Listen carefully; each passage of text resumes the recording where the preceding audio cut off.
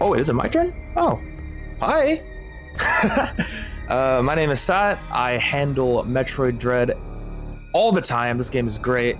And I'm going to be here to show you all bosses unrestricted. I'm actually pretty excited for this because this is the first time that I'm ever going to be able to show unrestricted on a marathon setting. Usually we play no major glitches, which is the category that basically just avoids any sort of out of bounds traversal, but unrestricted gets to do whatever it wants. So in this route, you're going to see pretty much the beginning of the game is roughly the same as what you might be used to if you've seen any speedruns before or if you played the game. And then somewhere around the half-hour mark, I decide that order is meaningless and we're going to do everything out of order. And we're still going to find a way to defeat all 30 of the major bosses in the game. So without further ado, let's get going. Time starts when I hit the continue button. And I'm gonna count us down real quick with a 5, 4, 3, 2, 1, go. Got my own splits on the side here. So the beginning of the game, like I mentioned earlier, it is pretty standard with what goes on in it. Artaria, pretty basic area. The goal is to just pick up 3 upgrades, which is the Charge Beam, Spider Magnet, and the Phantom Cloak. We generally don't like doing things the correct way though, so we're going to do them in reverse order, roughly, by getting the Phantom Cloak first. And to do that, we're going to start immediately by using some glitches about a minute in. One of the glitches that we use almost all the time, whenever we can to make forward progress, especially to enter some areas backwards, or to skip some segments of the game in general, is the pseudo wave. And in order to do those, there's a lot of ways, but the main way we're going to use them is to slide into a piece of terrain and then take a shot. For some reason, that allows us to clip our cannon through the ceiling, wall, whatever it might be. Don't ask why. We're going to see it real soon. But before that, this is all bosses, so unfortunately, that means we have to see a certain boss that we usually never see ever in these types of speedruns. The Proto-Emmy. I'm gonna pick up this missile just because it's fun. Normally we skip it, but having an extra missile actually ends up mattering in a bit, which we'll see soon. But here's the Proto-Emmy. Super not dangerous at all, honestly, because it's basically just a tutorial for like, hey, these guys exist, they are really scary, and this is how you beat them. You're supposed to leave the rooms using this Omega Cannon, and it also allows you to break their faceplates. The Proto-Emmy's faceplate's already gone, so we end up just blowing up its eye with the Omega Cannon instead. And this is officially boss number 1 this early. I really wish we could continue skipping this guy, but we can't. So we're going to get absolutely nothing from him except for information and then move on. We're going to see the pseudo wave I mentioned right now, which is through this ceiling. By carefully angling our cannon and slide jump shooting into the ceiling, we can send the shot through the ceiling and hit the blob from the wrong side, which allows us to fight Corpius, what should be, I think, the 3rd major boss of the game.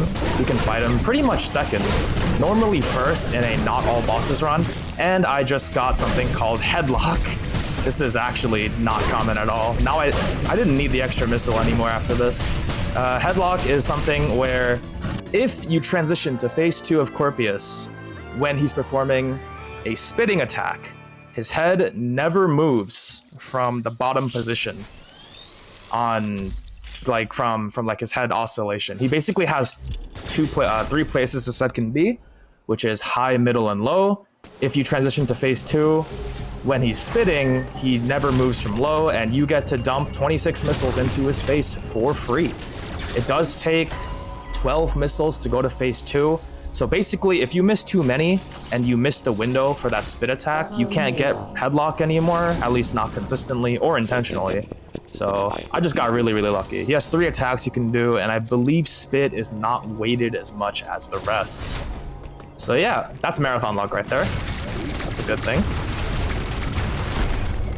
getting rid of some more blobs along the way. Now we're in the Emmy zone, which is basically just where those Emmys that we talked about earlier live and breathe. Unfortunately for the white Emmy, which is the first actual threatening Emmy in the game, because we did some things out of order already, the Emmy isn't spawned, and he won't be spawned for quite a while until we intentionally spawn him so we can defeat him.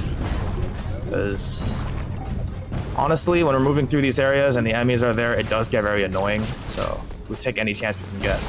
Right away, we're going to do another movement tech here called the water slope skip. By using the Phantom Cloak on a slope jump, you can actually reduce the amount of horizontal distance you get from doing a slope jump with the Phantom Cloak. For some reason, Cloak makes it so you could like wiggle a bit less after a slope jump, so we can respin out of it and get up that slope to skip a water section. Here, we're doing something very similar, except we're using wall jumps on a ceiling slope, and that rubs us just high enough to where we can skip having to lower a water or raise a water platform. So yeah, this game goes really fast. I'm trying my best to keep up, but even I can't keep up with my own gameplay. This game is super fast. It's really hard to explain live.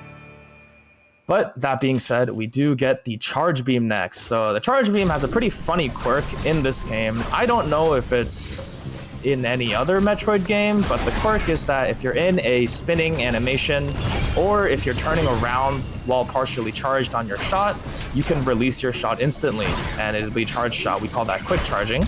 Gotta pick up this E-tank for later insurance. And with the quick charge, basically you can get 2 charge shots or more in a quick succession, like that.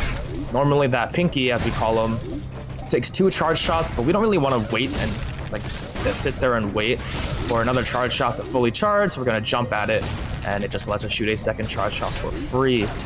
Moving on now, we're gonna get really used to seeing some of these rooms, because the shortcut that we opened to go to Corpius is also the same shortcut we use to move around really fast. In Artaria, we're gonna see this room 3 times, this being the second time. You can see Corpius in the background there, actually. He is cloaked back there, so this is proof that we are not doing things correctly, because he's already dead, so Corpius' cousin in the back.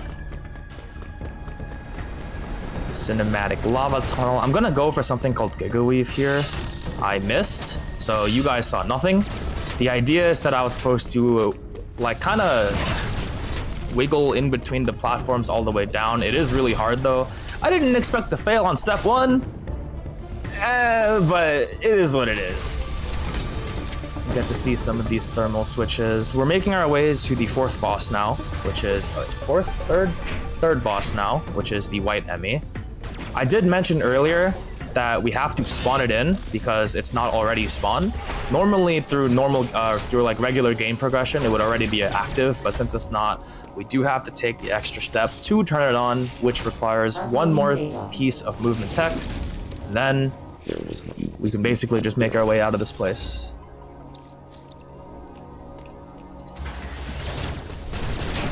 Reading chat here, I do see some other Dread Runners also sharing the sentiment. Explaining the opening of this game is really hard. There's a lot to do here. But here's the movement tech I talked about. First try. We call that Magus Skip. I believe it's in honor of a friend of the person who actually found the trick at all. Even though Magus has nothing to do with it. So we just call it Magus anyway, because why not? And in that sense, after the Magus Skip, I dipped to the right room and re-entered it. That's actually what turns the Emmy on. So now we can enter its chamber and defeat Mother Brain, the first of many. And you have to do this to get the Omega Cannon / Blaster. And now we're going to use it to fight the white Emmy. I'm going to go for a particularly notorious strat here. It's known for being very precise. It's called the plant kill. That probably won't work. I stuttered a little bit on landing, so instead what I'm gonna do is slide under it like this and finish the kill from the other end. This would be the second fastest kill. I did kind of want to show off the plant kill, but again, it is what it is. A lot of the little things in this game are basically just, you get it, or you use a backup, and if you don't know the backup, be prepared to lose a lot of time. Thankfully, in this case, the backup is either a slide under it or a jump over it. I would argue that jumping over is a little bit more dangerous, so I like to slide under it instead. And now we have the third piece of the puzzle, the spider magnet. We're going to use it to climb up these blue walls here. And a small quirk about the spider magnet, is that if you grab the spider magnet and then try to do a single wall jump, it actually works like that. So single wall jumping in this game is traditionally not possible, much unlike the other 2D Metroid games, except for Fusion, from what I understand. I don't even know, did Samus Returns have wall jumping? I don't think so, right? But basically, this is the second game where single wall jumping isn't really allowed, except on magnets, but it's not really a wall jump, I guess. It's more of a magnet jump. We do have a way to circumvent that using the morph ball, but that's in the past. I'm gonna do a small little enemy manipulation here. Right, and we get to use it to damage boost. There was a ceiling rail at the top of that room, and that rail, unfortunately, it takes a very long time, and we get to skip it, basically, by putting the fly enemies, the white fly enemies, where we want them to be in that room, and we can freeze them in place by removing its neighbors, pretty much, so that the AI kind of is a lot easier to control. And we can freeze it in place by having it turn around. And to turn it around, we just cross under it and it'll turn around because it's like, oh, we gotta keep track of Samus. And then the next action it does, usually, for the third fly that we use to deboost, is to attack us. And we use that timing to boost up. Get to skip the ceiling rail. That's the Artaria elevator deboost. And now we are in Cataris. Cataris is actually probably the hardest part of the game. If you're looking to start strong, this part of the game, or of the speedrun, is known for killing a lot of runs. There is a major trick in this one called Adam Skip. If you may have noticed, we like to talk to Adam, at least maybe Samus does, we really don't. So if there was ever a way to skip Adam and not ever have to talk to him again, we would take that with glee. Unfortunately, the way to do that is a very precise movement trick that we have to use to skip Adam. We'll talk more about it when we get there.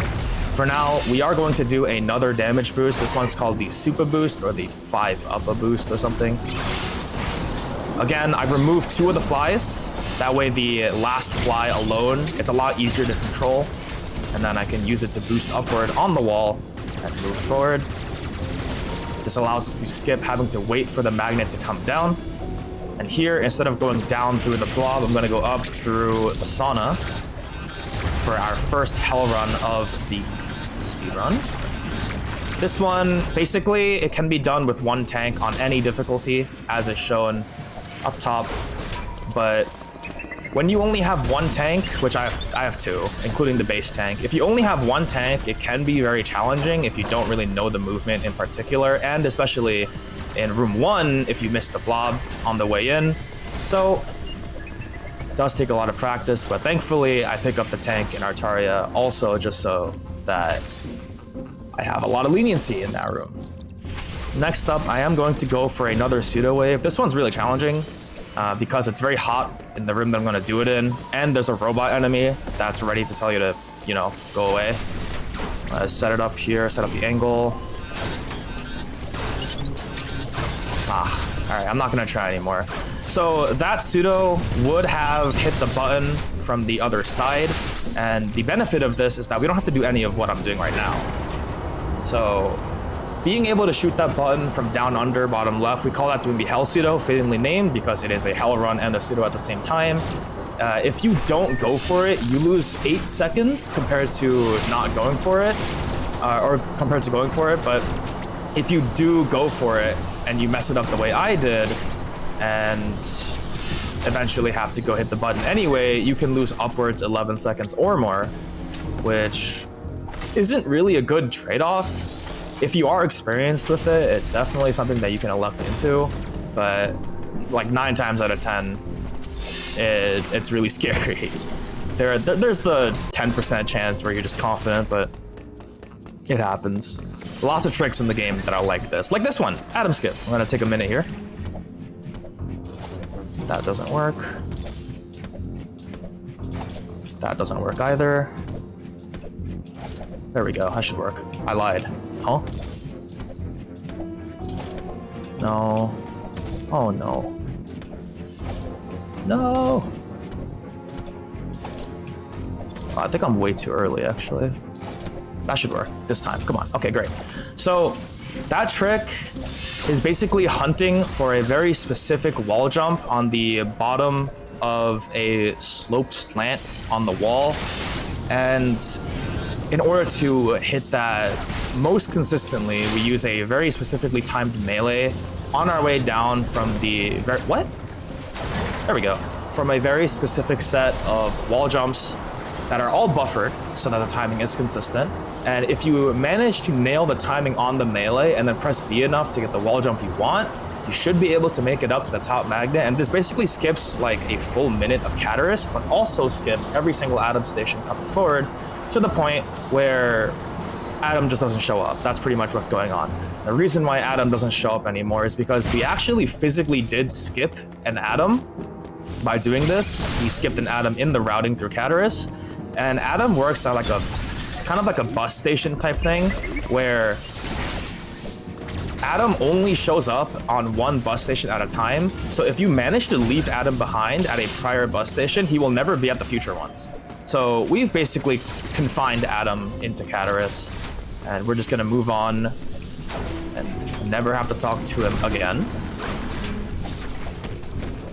Lots of technical stuff here to talk about with regards to the exploits we use to get through this game quickly. Thankfully, we've put a lot of it behind us already. Like I mentioned, Altaria and Catarus are some of the most important, like, I don't know if I mentioned that actually, but Altaria and Catarus are some of the most important places to learn the speedrun for, because you have to start strong. This game is really fast, and there's a lot of tricks in the game that are mostly front-loaded. So if you can get past Altaria and Catarus, the next 20-25 minutes are pretty smooth sailing. So from this point on, you can definitely chill out a little bit more, calm down on the verbal WPM, at least for like 20 more minutes, because I'm gonna have to do this again in like in 20 minutes. Oh man. Just to foreshadow what's going on there, Unrestricted, compared to No Major Glitches or Glitchless, takes a very different path, specifically because of a glitch called the Shine Sync. It is the parent glitch for like 4 or 5 different techniques, one of which allows us to run in place. So that's something that we're going to use a lot in around 15-20 minutes, so do get excited for that. I'm gonna try my best to explain it as we go when we get there. But basically, from this point forward, we're trying to do 2 things. 1, we're trying to defeat as many bosses as possible, but 2, while doing so, we're also trying to get 3 upgrades for the purposes of flexing our unrestricted mastery. It's the flash shift, the speed booster, and the grapple beam. Putting all 3 of these upgrades together, I like to call it the Triforce of Unrestricted, because there's like unlimited power to be gained speedrunning wise from having those 3. It's basically the entire catalyst for a bunch of revolutionary new tricks that have been discovered in recent time, maybe in the last half year or so. And it's funny because it was done by accident. Someone was just doing a regular unrestricted run where the only trick we had was like shine syncing, pretty much. And then on accident, they discovered a derivative of it. And then we continued to find another couple derivatives, and now this game is, I believe, what's the world record in any percent? It used to be like an hour, and now it's 44 minutes. Unrestricted's crazy. It's also really annoying, but I might have a screw or 2 loose in my head, so things like that don't really bother me. 2. I missed them. These wide beam blocks here, the community likes to call them Pedros. So the problem with the wide beam blocks is that you have to line up a charge shot very, very straight pretty much on them, otherwise they won't push. So the real issue with that is that since I believe Samus like, what's the term? Bespoke animation, where each part of her body moves independently. Obviously rigged up, of course, but just like that, right? So because I landed, my cannon went downward because she had to kind of squish down on the landing, and that made my shot alignment miss the bottom shot. That's why those guys are really annoying. Funnily enough, if you time that shot to right before you land or right as you land, because she hasn't squished down yet when she lands, she's the shot's perfectly aligned, which is the timing I was going for, but I released a bit late. So it is what it is. Oh man. These tram segments are like the few places where you get to just relax and take a breather, rest your hands, drink some water, talk to chat, scroll Twitter. Totally not speaking from personal experience here or anything. But now that we're back in Cataris with the wide beam, we're going to head over to the green Emmy, where we're going to pick up a very familiar upgrade, which, confusingly, we get now and not 2 minutes in. I wonder what that means. But here we're also going to use a new technique that's given to us by using charge and missiles, which I started really good at, and then I started messing up. It's called charge missiling. So charge missiles basically is what it is. We combine quick charge with shooting missiles, and it does have much better DPS than using missiles only. And here I am going to stay silent for a bit. We're going to go for a small little time save on the green Emmy. Oh, I'm really close. Oh, I'm chilling. All right, bet. So this is called Professor Stupid because it's really stupid. It also only saves 1 second on the following split, not on this one, on the following split. Because you might notice that in most cases, we like to kill the Emmy from up above, where we're like right as we leave the room pretty much, and that means the Emmy has to come up, and then we can defeat it. It also gets closer at the same time. So because of that, the Emmy starts on the platform right on the top left of the screen here when we defeat it. But you notice because we defeated it down here, it's going to be down here instead. So we save like 2.5 seconds right now in exchange for like 1.5 seconds of more gameplay in the preceding split. So now we have the Morph Ball. Use it immediately, go through some of these vents. Morph is a pretty simple upgrade in this game, but it does contain one thing about it, which is that it maintains any momentum coming from before it. So you'll see me slide into these tunnels instead of morphing into them. And you'll see me jumping before getting some of these items, because if you jump and then turn around, you basically have no turn rate. If you turn around and morph on the ground without jumping, you do have to suffer a turn rate. So you'll see some of these things being used in the event that I get items with a Morph Ball, or if there's a tunnel and I can slide into it, I'm gonna slide into it so that I can get the most speed possible. This game also does have ball sparking. If you are familiar with the speed booster in any way, you can ball spark. I believe that was introduced in ZM. I think. I don't remember. And we also have access to morphing in the air at the press of a button, and we can unmorph repeatedly as much as we want, which means that we get to single wall jump. We'll see that in just a bit. So right now we're back in Artari using the red teleporter. So the teleporter system in this game is pretty convenient. It does let us go to certain places a lot quicker, having to cut out going to trams and stuff, for example. So we're going to use that a lot throughout this run. In fact, one of the main points of it, of this route, this new route, or relatively new route for all bosses unrestricted, is that we got to use a teleporter that is rarely used outside of 100%, the cyan teleporter or the sky blue or light blue teleporter or something like that. We barely ever see that be used. It's this route at 100% that uses it.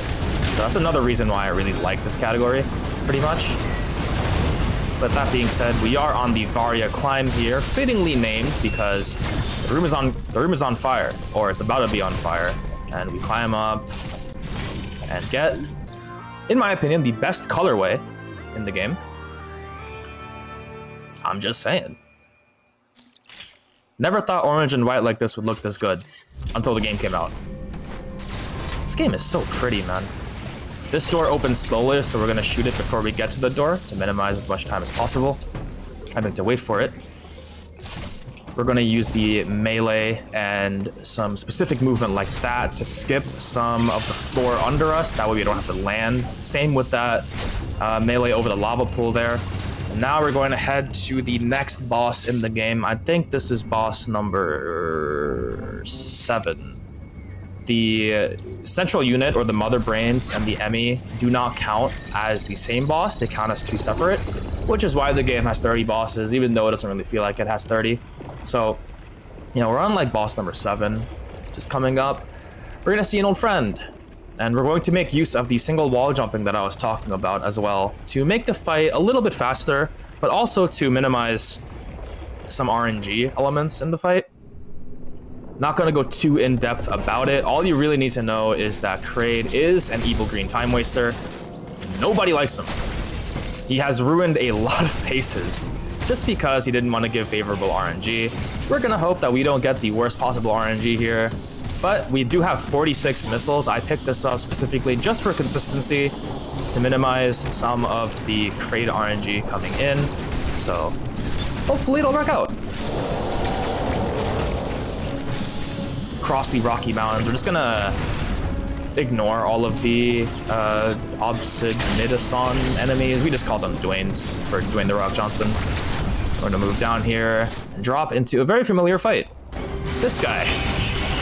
We're gonna try to use some charged missiles while his mouth is open at the start, and then open his mouth with a charged shot instead and do the same thing while he's trying to spit at us. This is unfortunately not the best RNG you can get on phase 1 already.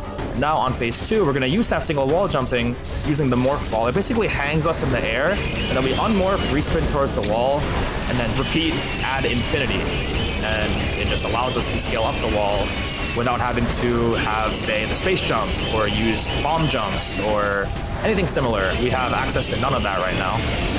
Ooh, that was actually not the worst RNG, but I missed like the opportunity to fire maybe 5 or 6 extra missiles because my fire rate wasn't the best, but that's pretty much how it goes. The Kraid RNG affects your time based on what like attacks it gives you, and if the attacks mean that you can't hit its mouth consistently, you're just bleeding for no reason.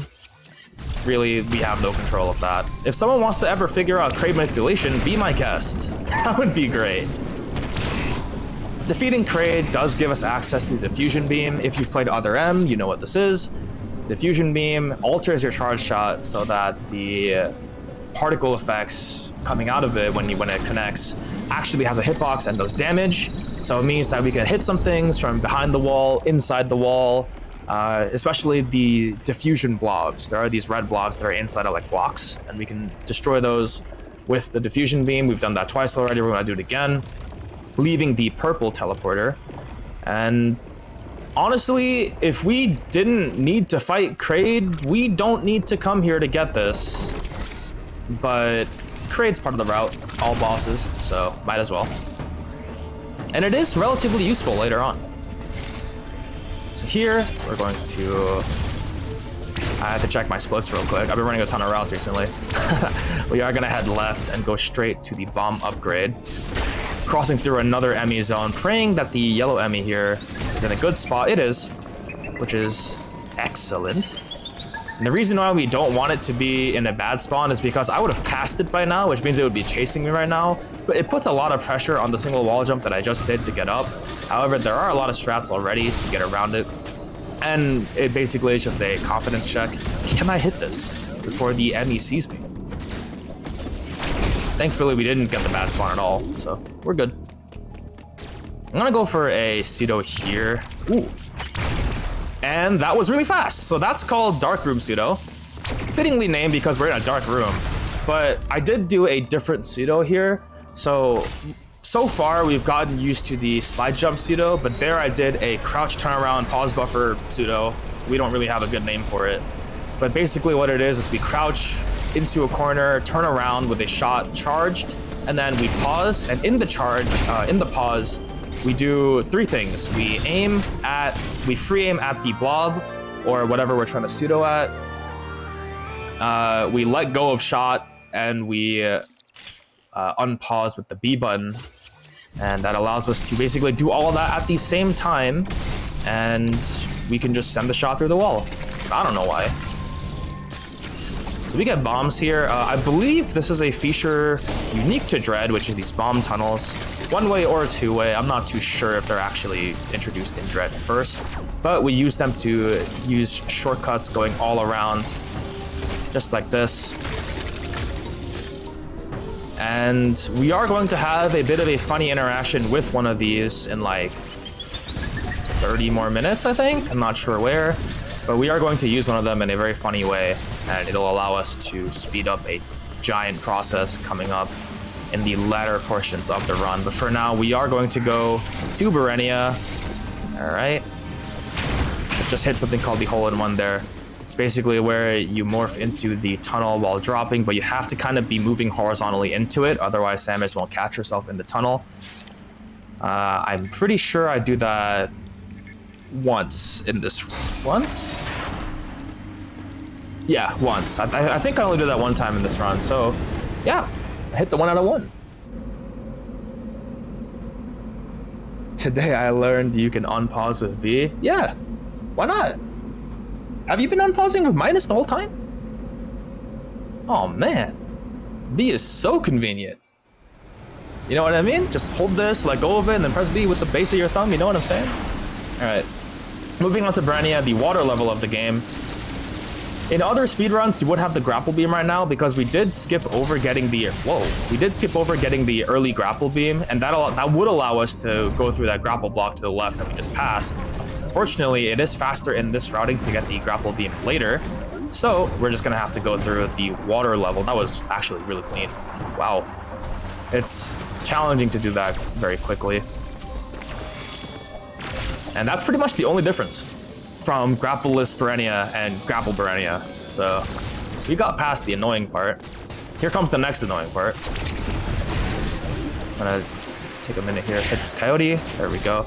I didn't explain this, but a coyote jump is where you slide off of a ledge and you can kind of jump out of the air. And we call that because of the Looney Tunes reference to the coyote guy. I'm not really sure about the reference though, but bear with me. I never watched Looney Tunes. I was that kind of kid. I watched Dragon Ball, man. We're gonna do an infinite bomb jump. Whoa. We're gonna do an infinite bomb jump. Whoa. Stop unmorphing me. That's annoying. Infinite bomb jump to cross through this pressure pad. We're basically tricking it to tell it that, hey, we're not on the pad actually, so can you open up? And eventually the game just says yes. The reason why I was unmorphing the way that I was, like, twice, is because this game has up to unmorph, which is quite possibly my least favorite feature of the morph ball in this game. So I hope it doesn't come back, but I understand if it does. Basically, whenever you're doing any morph movement, you have to really make sure you're not pressing up even slightly, because that's bad. It'll unmorph you. So here we have another pseudo to shoot the blob that's in the bottom left to drain the water. And we're gonna do the crouch turnaround pseudo I mentioned a while ago for the right blob. So for the left blob that I did, I'm gonna do a water bomb jumper. This is a minor glitch. It allows us to basically get a mid-air bomb jump by storing a state of bomb jumping. But going back to the left side pseudo, that is now the third pseudo that we've seen. I don't even know if there's a name for it. We just call it underwater more pseudo, more crouch turnaround, more what? Anyway, there's a lot of things that goes into it. But in essence, I just kind of align the cannon with Samus's foot as I aim behind me on the ground in the water. And if I morph out of it, my shot kind of biases lower and it starts in the collision. So it travels through the collision because it starts inside of it and it comes out the other side and breaks the blob backwards for me. And the right side is the same thing, but we use the crouch turnaround pause buffer pseudo instead. I wonder how many pseudos there are in this game. There's like a billion. Some of them aren't really useful though, thankfully, because those ones are actually quite annoying. You're gonna see me jumping through the water like that here. That's because jumping through water is slightly faster than not. And we did get the flash shift upgrade, which is basically instant transmission. I love it. And we're gonna use it here to get to the yellow CU, where we're going to do the charge missiles again. That was a little sloppy, but it should be fine. That wasn't terrible. We're gonna shoot out the eyeball like that. And now for the single most challenging Emmy fight of all time. It is pretty hard, so I'm gonna need a moment of silence to really focus up here. And yeah, I need to just... Ooh, look at the skill expression. Oh wow! Look at how dangerous this... Yeah, it's really not that hard. Casually, it is really hard because the yellow Emmy holds the speed booster. So if you just let it kind of move, it'll move at the same rate at which you run, which is really fast. But we can just shoot it out of the tunnel, and who cares? It's great. Now we get the speed booster. If you remember what I said earlier about the Triforce of Unrestricted, we have all three of them now. We have the grapple beam, we have the flash shift. Oh, we don't have the grapple beam yet. We're gonna get it soon. We have two of the three now, sorry. We have the flash shift and the speed booster. The speed booster is pretty exceptional in this game, I would say. You can do a lot of things with it, like what I just did right there, called the instant spark. If you store a spark and then press B and then pick a direction, you can basically use it instantly instead of having to wait for a wind-up. You can spark out of mid-air like that with no delay. You can do a ball spark like this. We do the ball spark here because that's supposed to be like a shine spark tutorial, but we skip it by being in ball form instead. We're gonna take a bit of a shortcut here. Back down this way, and we're going to use the flash shift already with the speed booster to do something called a short boost. I'm gonna give it as many tries as it takes to get it. Try that again. No! I really want to get this for fun. That should work. So the short boost is exactly as it sounds. What it allows us to do is get the speed booster in a smaller space than we should be allowed to, because when we slide back with the flash shift, interrupt it with a down input, and then precisely time the forward input again to start moving forward, the game wants us to travel the max backflash distance, so it pushes us back again, but we're moving forward at the same time, so we're moving forwards backwards, which gives us artificially more space to run and get speed booster. And we use that there. It only saves time if you get a first try, but I want to show it anyway, because there is a similar technique we're going to be doing called the shine sync, except I'm not going to finish the shine sync and I'm going to get a glitch state instead. I am going to try to focus up for this. This is going to be really hard to explain. Oh man. I get it? I did. Okay, cool. So what I just did looks like it makes zero sense, but long story short, by flashing, turning around in a wall, sliding, putting a buffered slide into it, shine sparking at a certain timing, we can start going into the ground. Then by interrupting it, by pressing free aim, and then what else is there? Man, there's a lot. Either way, right now I have a state where if I jump and I try to turn around in a spin jump, you'll notice, if you've seen it a little bit before, that Samus doesn't turn around in the air anymore in her spin jump. This is because if I ever interrupt any sort of turning animation with by hitting backwards like that, you'll notice that she doesn't actually turn all the way. And that's because I've interrupted that turning animation, and we can use that in a lot of ways to get speed booster in place like this. And the grapple beam is really important because when we do the shine sync to go through terrain, the grapple beam is what keeps us alive. Like I mentioned, there really is a lot to talk about in Unrestricted. I'm trying my best out here. And it doesn't stop. We did hit the 30-minute mark I mentioned, where everything just kind of starts going all over the place. We're going to do another glitch here called wall clipping. And to do that, I'm gonna have to stand here and spin like 80 times. So what I'm doing right now is very slightly adjusting Samus's X rotation. I think it's her X rotation. And what this allows us to do is when we do I'm gonna do a pause buffer for this. There, I just got it first try, nice. So when we do the running in place thing, because I slightly skewed her axis, when she faces perfectly in the background, she's actually not facing perfectly in the background, so we can literally run into stuff like doors and walls in this state and go right through them, which is really important because that door is a one-way.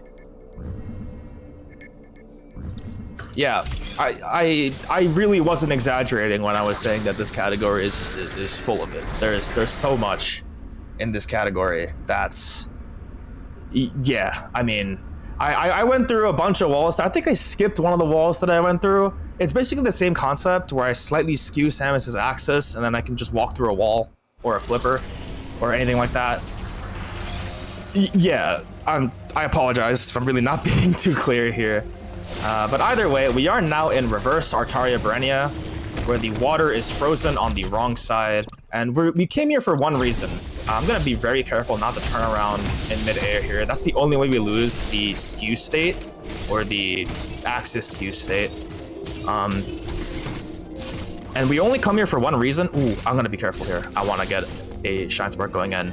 It's because of these guys. I missed! Okay. It's fine.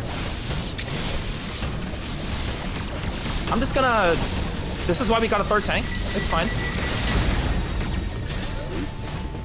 Yeah, alright. It is what it... Oh, no. I think I just lost it, didn't I? I didn't. We're fine. Please don't kill me. Ooh, I was counting. I wasn't actually counting. That was totally improvised. I mean, yeah. But basically, we would never be able to fight those bosses in a timely manner if we didn't come this way. So yeah, that's why we have to go here. We did all that glitching to get the Screw Attack just to go fight these guys at a more convenient timing. Normally, you would use the skew state to run in place, get a speed booster, get into the fight, and then hit the robot with a speed booster. I missed, so that was actually really dangerous, but I didn't get hit by any claw attacks, or not many anyway, and those attacks are the ones that do the damage. We're supposed to be fighting those with the gravity suit, by the way. So they do a lot more than they should. But here we're gonna enter Frozen Artaria. Because of the loadout that we currently have, we can't fight the Frozen Artaria boss, the Artaria Chozo Warrior. So I'm gonna have to go through another wall. I'm basically doing a triple frame perfect setup so I can get one of those skew angles. So I can go through the wall. I'm gonna take a minute here. I'm missing the final frame jump right now. I'm late by a frame. This is really tough.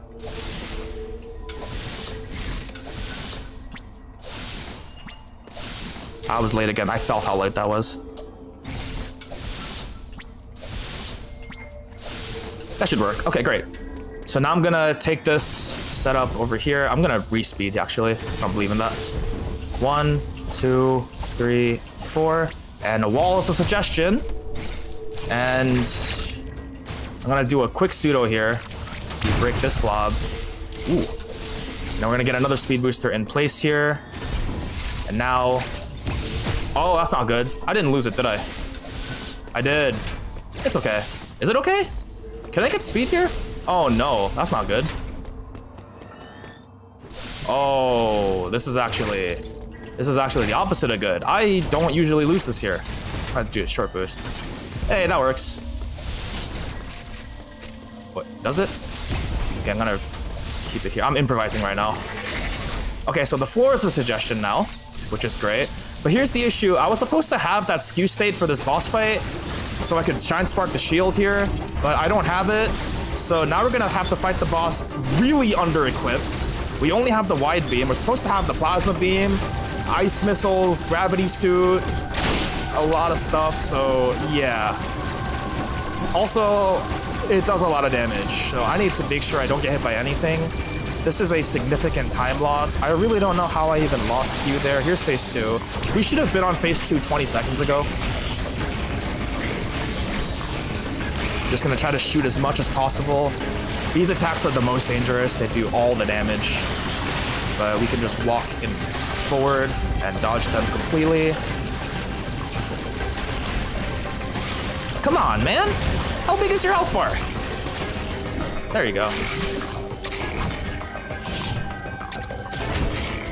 that segment didn't go as smoothly as I would have liked, but it's all right.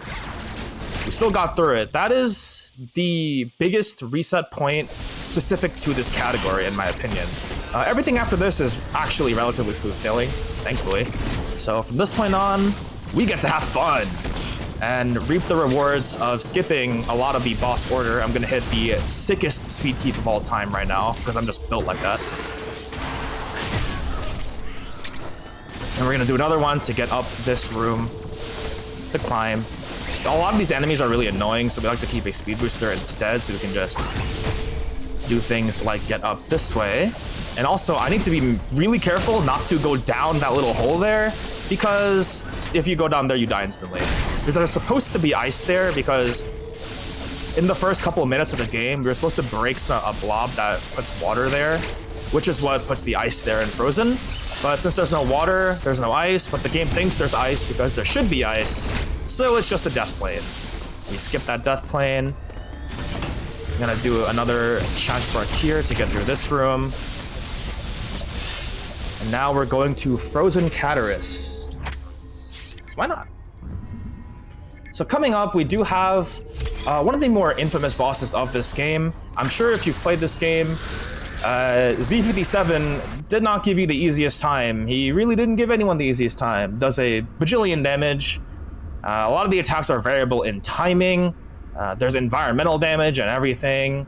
But thankfully, we have one way of removing the boss pretty much instantly, assuming it's done correctly. I haven't actually done this in a while, but it is pretty simple. The idea is to hold a charge shot going in by keeping the shot button held during the cutscene. And we're going to let go of it, and you'll see what happens. Going into the fight.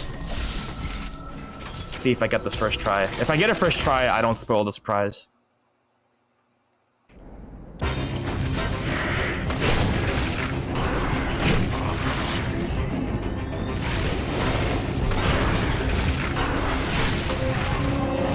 And it's gone. Say bye to Z57. That is the Z57 Quick Kill 2023 edition, or 2022 edition, pretty much. That kill, I'm gonna hit this real quick. It's a really cool shine spark right there. So basically, Z57 is a boss fight that's programmed to die instantly to a shine spark, because there is an intended shine spark kill that you're supposed to have at the end of phase 1 or at the end of phase 2, depending on when you get access to it. But if we release a charge shot in partway through its charge, we face the camera and we can use that to get speed in place, dodging attacks very specifically, and we can shine spark it at the start of the fight instead. Just reduce health to 0. Right here, because I lost that skew state, I need to get it back, just like that. I'm not even gonna bother checking. Actually, I'll check. It's a marathon. I bet. I need to remember that I am playing with the severe interest of consistency. Normally, I would just say, yeah, I got it, why not? And then I wouldn't have it, and my chat would laugh at me. But yeah, I can't have that here. Why not? Oh, finally. Looking at my splits, I have been deep in the red for like a bunch of splits now, but I got 2 golds. Oh my god. All right, so using the skew state that we just had, we're going to go into reverse orange teleporter, and using this allows us to go to the top of Gavrin. Casually or traditionally, I'll say that from now on, traditionally, there would not really be anything to do from this point forward except to get this missile, I guess, and then to get the pulse radar. But because we have the skew state, remember, we can run in place with it, we can do a lot of funny business. So I'm gonna go down through these slopes here, or these vents here, run in place here, and go through like this, using this shine spark. And now, basically, we're at the part of the game that's at the end of the game. I'm gonna shine spark into Golzuna's arena and leave like this. Now, why did I shine spark into his arena instead of just going down there? So, the door that I just went through, I'm gonna take a minute here actually, do cross bomb skip, It's a series of precise jumps and respins and flashes to get past these crumble bridges. There you go. All right, great. So the reason why we had to go through Golzuna's room in that fashion is because the door that I went through to leave Golzuna's arena, if you go down the regular way through the tunnel instead of shine sinking into it, the door locks and you basically have to fight Golzuna to open the door. However, because we're doing everything incorrectly right now, we never visited Elon to release the X, and because Golzuna is a multi-stage X boss, Stage 2 will not spawn if you defeat Stage 1. So you literally can't progress. So we get around that by shine sparking into the room, and we'll come back to fight Golzuna later. It is a boss, so we'll come back later. But believe it or not, this is actually faster to do right now. Gonna do another instant spark here. Greatest time save of all time. In the favor of not accidentally dying to a shine sink, I won't try to do the one here. It's really annoying. We're gonna do another pseudo here. This one's called the double turnaround pseudo, which is where we slide into... Whoa, you're supposed to be off the door, sir. We slide into a wall and then quickly turn away and towards and shoot any kind of shot at the same time. Right when she turns back towards the wall, and it just sends it through the wall so we can pull that grapple block from the other side. That's now our 4th pseudo. I think it's the last one actually that we'll be using. Yeah, I bet.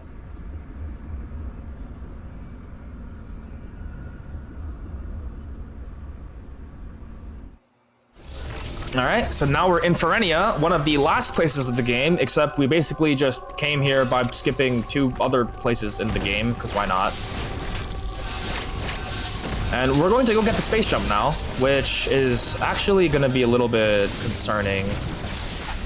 I forgot about that being a charge door. So we're going to do another shine sink. This one, the visual cue is a little weird. Yeah. I think I was too far from the wall. There is a spacing thing here that determines your timing on the inputs. There we go. Okay. So we got the space jump. This is a late game upgrade, but we came here with early game upgrades. That should give you a good idea as to how like shattered the continuity is right now. So, just going forward, you'll notice that these enemies are actually supposed to be X enemies, but because we didn't release the X yet, when they die, they don't leave. They just stand there, menacingly. Except for some of them, like that one. It's basically any enemy that's actually... Oh, I forgot to store here. You're supposed to shine spark across this. I just forgot to do that. So that's gonna cost time. Like a lot. Water is really slow. We can use grapple pads to speed it up, but there aren't really any good grapple pads to use on the way there. All good though. And now we're gonna do another shine sink. See, like this enemy right there, I just killed it, but it doesn't actually despawn. We're gonna do another shine sink here. This one's called Backdoor Storms, because we're entering storm missiles backwards. Pretty fitting.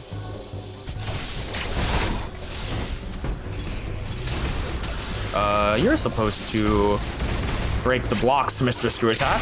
Yeah, the Screw Attack is known for sometimes not breaking blocks sometimes, because why not? We're gonna use the Shine Spark here to do half of this HP here, and then pogo off of it with the Screw Attack. You're not supposed to have, you're not supposed to be here with the Screw Attack, from what I remember. So yeah. The Screw Attack specifically does extra damage to electrified enemies, and guess what SQ is? So we get to basically make the fight meaningless. If you ever want to take revenge on SQ, learn about glitchless early Screw Attack in Frozen Artaria, and when you get here, you're gonna have it, and you get to just wreck face. It's really fun. I'm gonna try to go for a specific speed keep here, so I can save time in a sec. We have to get the skew state again, so I have to do that all over again. I just messed up. I'm great. Which means that we're gonna head into this room, open this door, and get another speed booster.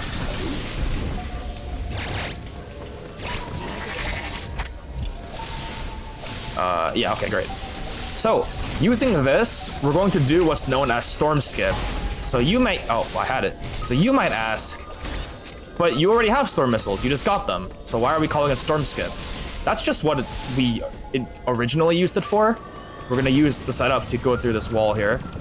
So we originally used this trick, this wall clip in particular, to basically access the purple Emmy backwards, and this allows us to skip these storm missiles. But because we have to fight that boss anyway to get storms, this actually has a separate effect, which is that we now can skip the gravity suit instead, pretty much. So this is one of the few categories where we just don't get the gravity suit, and we do it by glitching our way through, using the skew state here to get a speed in place and upspark here. If we don't have the gravity suit, we have to do it like this. There's no other way. And if we don't do it like that, you have to reset the checkpoint, get skew, and do all of that over again. Or you reset, or you just get used to the fact that you're taking a bath. There's really no alternative. There's genuinely zero. But now we're gonna fight the purple Emmy. If you've played the game before, you know this is like the last battleable Emmy. We have skipped another one. So we basically just play, like, connect the dots with like a grid of every boss in the game, depending on how it'll be the most fast. Here we do have a different version of the purple Emmy kill, where you try not to miss any shots. I don't think I missed any, I didn't. And we can slide under and finish the kill from down here. The other setup would be basically to lure it to the left, like bottom left of that room instead, and finish the kill there, but that does take, I believe, 6 or so seconds longer than this one. But in return, if you miss 4 or more of the very tiny shots that you shoot like 5 a second at, not 5, like maybe 14, 13 a second at, if you miss 4 of those, you can't do that kill anymore. You have to jump over it, which is very scary. So that's the trade-off, but it is 6 seconds. It's a lot of time. Now that we've beat the Wave Emmy, believe it or not, we no longer need the skew state, so I don't even have to worry about getting it, keeping it, any of that anymore. I mentioned it a while ago, but if you turn around mid-air, outside of a spin jump, I don't know if I mentioned the outside of a spin jump part actually. If you turn around in a neutral state in the air when you have skew state, you lose the skew state. So back then, I was really trying not to do that. But here is another example of fighting a boss incorrectly. We're supposed to come into this boss backwards. We should also have the plasma beam here, but we don't. We have the wave beam instead, and we're entering it, you know, from the top and not from the bottom. We're gonna fight another boss here, going through this cold room, and this boss is actually more important than just being a boss counter. This is the Quiet Robe boss fight. We were supposed to fight this robot after we got the speed booster. And the point of defeating this robot is that it opens access to the top of Berenia, which also holds access to another boss named Dragaiga, and the Gavarin robot, and everything else in Gavarin. I'm gonna try this. No! Where am I going? No! That's what I get for trying. I would have loved to keep the speed booster up all the way here, but instead I'm gonna have to dip into this room. And now we're gonna shine sink. Oop, I missed. I have to pay respects. Try that again. Shine sink into the Cyan TP. I did mention that the Cyan TP is pretty rarely utilized, but we're using it here to get to Berenia. Because remember what I said, Berenia, the top of Berenia holds access to some extra bosses. So we finally, for any point in this game, we use what's generally considered the least useful TP to actually get to top Berenia. So it's another reason why I really like this route, like I mentioned way long ago. There's a lot of things this route does that other routes just do not, cannot, or will not do because of speed or whatever the reason might be. Gonna hug the left side here to make sure I don't get suctioned by that claw. And you'll see here, these little tunnels, they would be closed if we didn't fight the Quiet Robo. which is why you fought him. I was supposed to store. That's my bad. That's okay though. Now we're gonna go fight underwater plant guy by getting a speed booster to go up this way.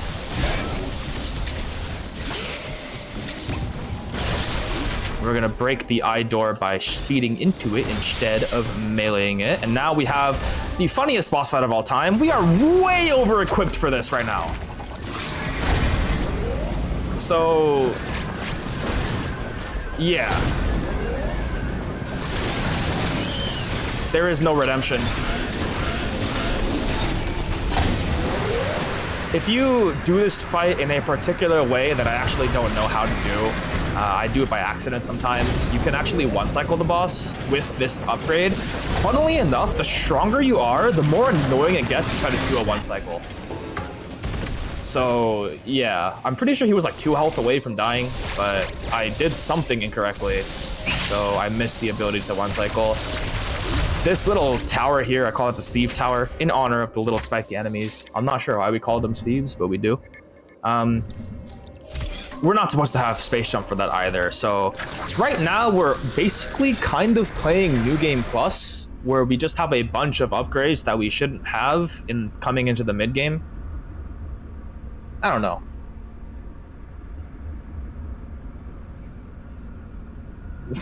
No, I'm telling you, I accidentally do one cycle, all right? I'm just saying. I don't actually know how to do it, but yeah. We're gonna continue into Gavarin here. We've already been here, but we did the back end of Gavarin first. Now we're gonna do the front end of Gavarin. Yeah, it's a little confusing, but bear with me. So we have this boss fight here. Otherwise, we just cut through the left side, but we have to fight this guy, so we might as well just do it normally. There was a plasma door to the left of the elevator we could have used to get to this room much quicker, but again, gotta fight the boss, so it is what it is. So, normally we'd be going to Elon right now, but I have more interest in getting the ice missiles first. So again, with our plasma beam that we got by getting the wave beam, so that's how the beams work in this game. If you get a future beam, you inherit all the past beams pretty much. We get to use the wave beam to open plasma doors, and this allows us to get the ice missiles without having to get plasma from Elon, which means that our Elon visit is also going to be altered significantly in a really cool way. We're gonna use a bomb launcher, we're gonna do morph ball shenanigans, it's gonna be great. Gonna get up here with the space jump and immediately start the combat. So I also opened the door that he went through before I came down into the CU room. Had I not done that, the blue enemy would not recognize that door as an available path, which means that it would have to come into the big room first and then climb up, and then I'd have to do all this dodging stuff to make it so that I can actually have a good angle to hit it on the ceiling. All that nonsense, no one wants to do that. It's like a 15-second time loss for no reason. So we open that door early, we get out of the room as soon as possible so that the Emmy sees the top of the room as the earliest possible way to get to you.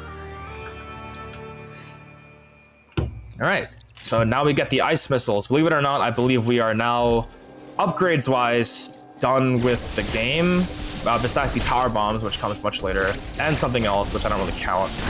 But now we're gonna actually go to Elon. And to do that, we're going to, space ball. I'm gonna explain this after I'm done with this. There we go. So don't blink. So what I just did there is called the ledge warp. Yokora-san, this is for you. I messed up, I'm sorry. It's a strat developed by a Japanese runner. But basically what I did there is called a ledge warp. So what is a ledge warp?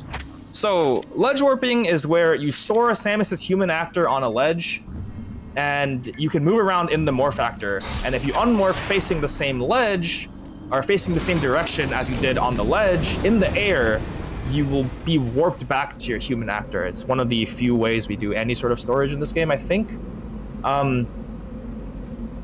To do that, you have to morph while automatically climbing the ledge at a very particular frame. If you do it a frame later than you're supposed to, I believe it's later, you'll shoot up into the sky instead, which I did like 3 times. That's called spaceballing.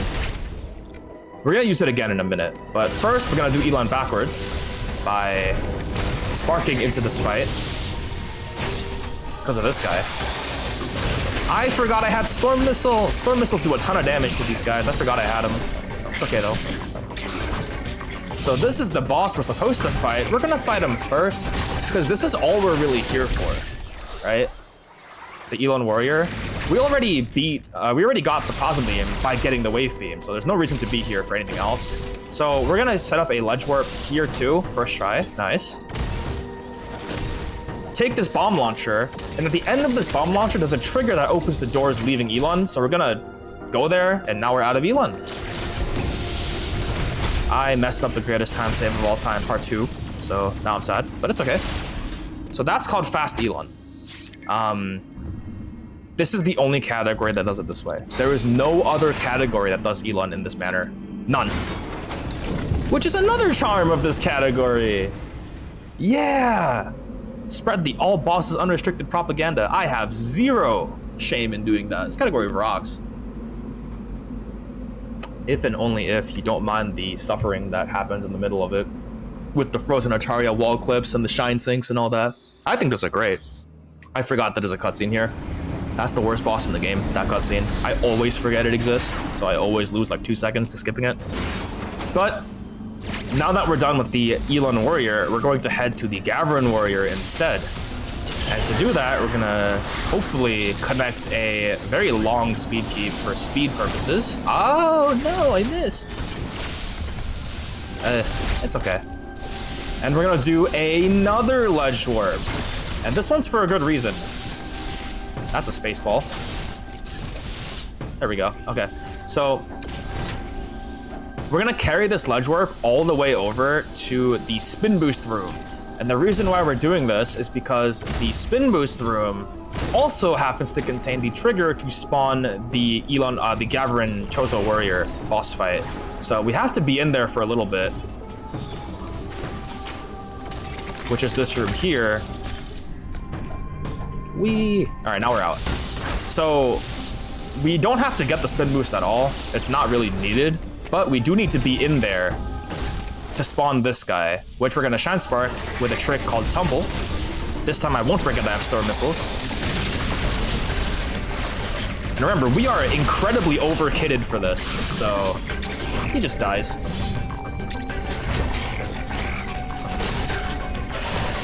Boom.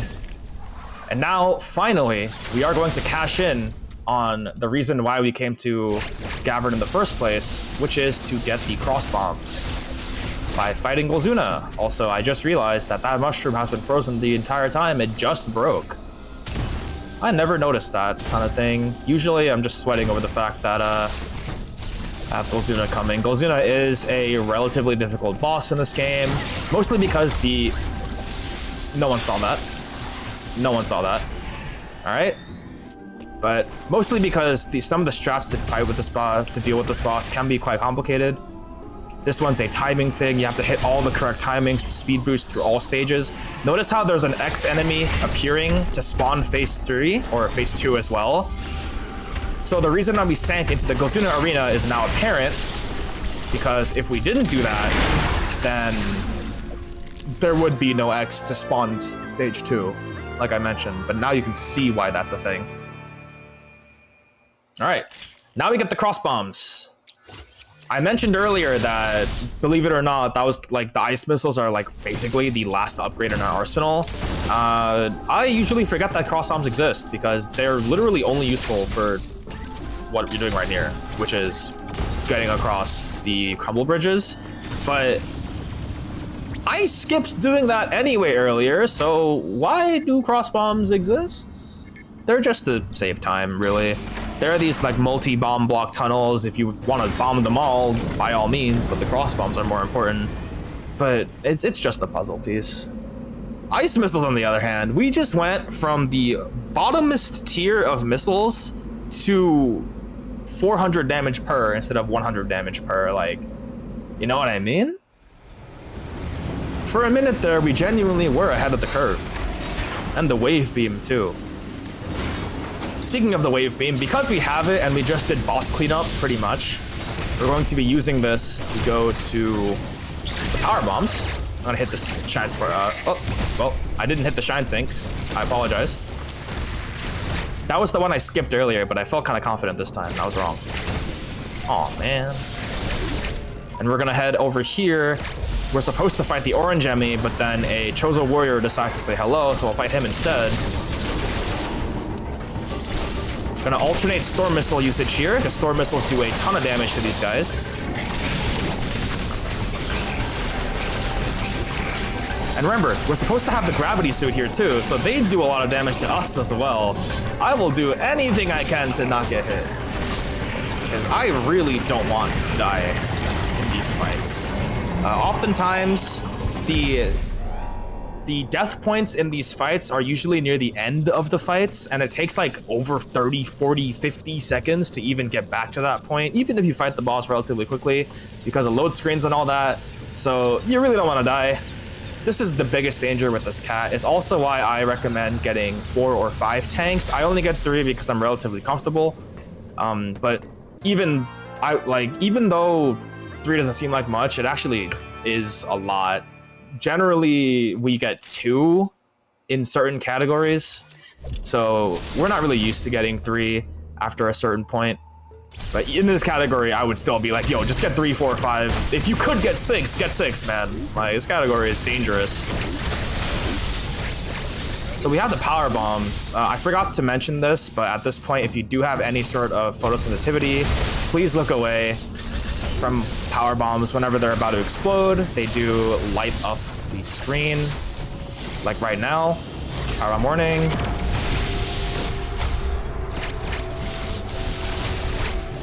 And we're going to take this power bomb upgrade and use it to unlock access to the last couple bosses of the game.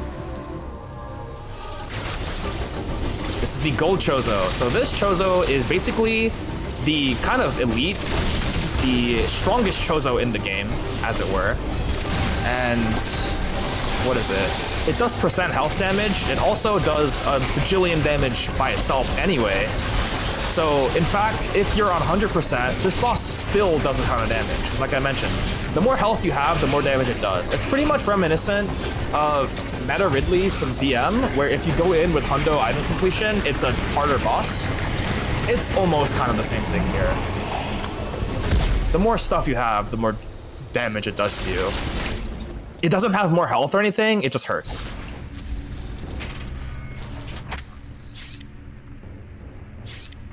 All right, and now we're heading to the last area in the game. We got done beating up a ton of different bosses in dubious order with certain tricks. Ravenbeak is probably looking down from Eater Ash, which is where we're going, looking at us like, what the hell did she just do to get through the game? Because he definitely didn't expect us to loudly and boldly claim that walls and floors are suggestions, but hey, that's the power of not caring, I guess. Teenage rebellion. If you know, you know. Use a power bomb here to break open this thing. I don't even know what that is. And we're gonna head up to the boss fight. Name in the game here on phase 1 is to make him attack us with a red wave by using cross bombs and ice missiles to transition to the end of phase 1 immediately, and then we're going to shoot really, really fast. Oh, that's not good. That's not good. I just pressed the complete wrong buttons. I'm in danger. No, I'm not. Okay, great. We're gonna use storm missiles and a bunch of beam shots to transition to phase 2 immediately. So this is called gold skipping. And that allows us basically to, oh, I need to be very careful here. I'm gonna do this actually. So the trick I did in phase 1 there is specifically to skip having to wait for the gold shield in phase 1. You might know from your casual playthroughs that on the end of phase 1, Ravenbeak has a gold shield where it can't take damage, pretty much. And we skip that by basically just getting to the damage gate quickly with storms and beams. Phase 2 and phase 3 together are relatively not complex. Just do whatever you can to dodge any damage. You'll notice at the in phase 2 there, when he was doing the Gatlings, I just melee posed, and you can dodge basically all of the damage. Use that in your own gameplay. Right now, I am physically stressing because I'm manually shooting a lot and hitting the R button in between to get missiles out. That was a pretty good fight, all things considered. And yeah, that is the last actually difficult boss in some regard. The next boss is actually the last boss, but you just wait for a audio / visual / countdown cue and hold the button. So, RBX. Just wait for 6 steps and then hold shot on 6. 1, 2, 3, 4, 5, 6. All right, now I can look away.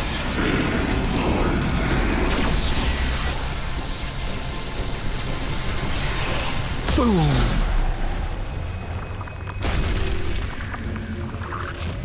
All right, time is going to come in when I leave the escape on the first frame of the ship cutscene. So we're getting ready real soon to call time. The escape is pretty simple. We do have the Metroid suit and the Hyper Beam. In exchange for these upgrades, we lose access to our Aeon abilities, which include things like the Phantom Cloak, the Flash Shift. So we can't use those, so we can still use the Speed Booster and our jump upgrades. So we're gonna use that when we can to get through these routes as fast as possible. The Flash Shift would be really cool here, but I don't know why they denied us the ability to use it. Maybe it's a lore thing. Maybe Metroids can't use Aeon, I don't know. It is what it is though. I am not going to, if you know, you know, I'm not gonna go for it. There is a Shine Spark trick here called the Arc Spark. I've never hit it before in my life, so I'm not even gonna try. We're gonna Shine Spark up this giant tower. And now hit a final speed keep. Time's coming up real soon. 1, 2, 3, 4. And time now. And that should be all 30 bosses in the game defeated. I would hope I didn't skip a boss. I don't think I skipped a boss. Right? This is the anxiety. This is always the anxiety. Come on, come on. Whew. 30 bosses defeated. All right. So that's all bosses unrestricted in a nutshell. We finished in 1:15:12 on my end. I think it's also 1:15:12 on the Green Gaming timer. The world record for this category, I hold it at a 1:13:30. So the middle of this route is where all the variance is, which is why I set the estimate a couple minutes higher than my PB. But that being said, I think that was actually pretty good. For the first marathon setting of Unrestricted for any for all bosses. That was actually sick. I just want to thank Green Gaming for allowing me to come up and present this category to you guys, and hopefully you guys enjoy the rest of the show. I play a lot of Metroid Dread. I've been taking a break recently, but this is going to be my step back into it. I'll see you guys next mission. All right, thank you so much for that run. That was definitely a wild ride.